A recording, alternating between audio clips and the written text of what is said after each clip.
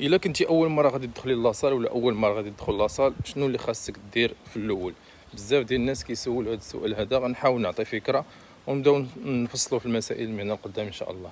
الا اول مره غادي تدخلي لاصال ولا غتدخل لاصال، دير في بالك بان الجسم ديالك والعضلات ديالك كانت ما معوده على حتى شي ضغط، يعني ما يمكنش تجي وتشوكيها بواحد النظام اللي هو قاصح ولا واحد النظام اللي فيه واحد الضغط اللي هو كبير. يعني خاصك ولا بدا انك توجد العضلات ديالك وتحفزها او لا تبين ليها ولا تصيفط لها ميساج او لا تخليها تستوعب بان راه شي حاجه جايه مختلفه من هنا لقدام، خاصها توجد راسها باش تبدا تونجاجا مع داكشي. الجسم ديالنا اللهم بارك راه ذكي، العضلات راه ذكيه.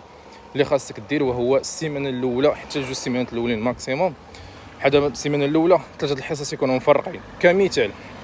المهم ضروري يكونوا مفرقين، توزعهم ولا توزعهم كيف ما بغيتي، مثلا 2 ل 4 جمع كمثال. كل حصه غتخدم فيها الفول بادي، يعني الجسم ديالك كامل. ملي غتدخل في الباب ديال لاصال ممكن تاخذ 5 دقائق تمشي للطابي ولا البيكالا غير على قبل الدوره الدمويه، ما تفوتهاش غير كتمشى. من بعد غتمشي تحرك العضلات ديالك باوزان اللي هي حره، البار، لالتير، لي ماشين الى اخره. غير كتخدم العضلات ديالك كاملين باوزان اللي هي خفيفه، ما تقل، ما تجيب فشل العضلي، ما حتى شي حاجه، غير كتحرك. غتكمل غتمشي دير واحد 35 30 20 دقيقه ديال الكارديو غير كتمشى فقط في الطابي اللي تسالي بطبيعه الحال. هادشي غادي تعاودوا الحصه ديال الاربع وغتعاودوا الحصه ديال الجمعه.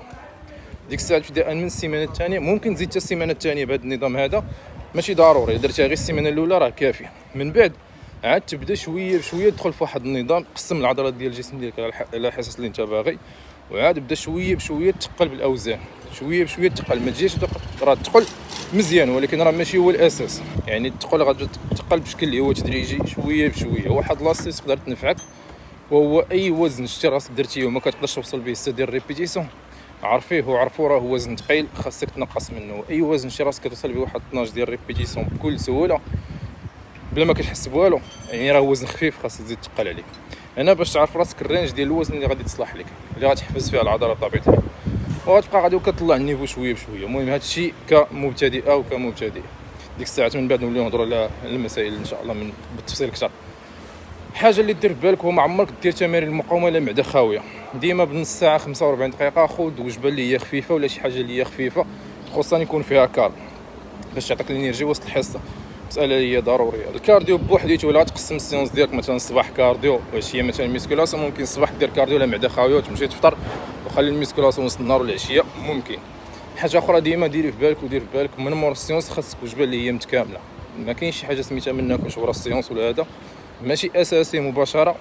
المهم تريني تمشي للدار على خاطرك هذا، ولا تكون داي معك الوجبات ديالك ولا في الطريق ولا اي حاجه، ولكن الوجبه تكون متكامله، كارب، بروتين، دهون صحيه، حتى الماكروز كيكونوا كاملين الجسم محتاجهم من بعد السيونس ديالك باش يريكوبيري الطاقه باش يبني العضلات والى اخره.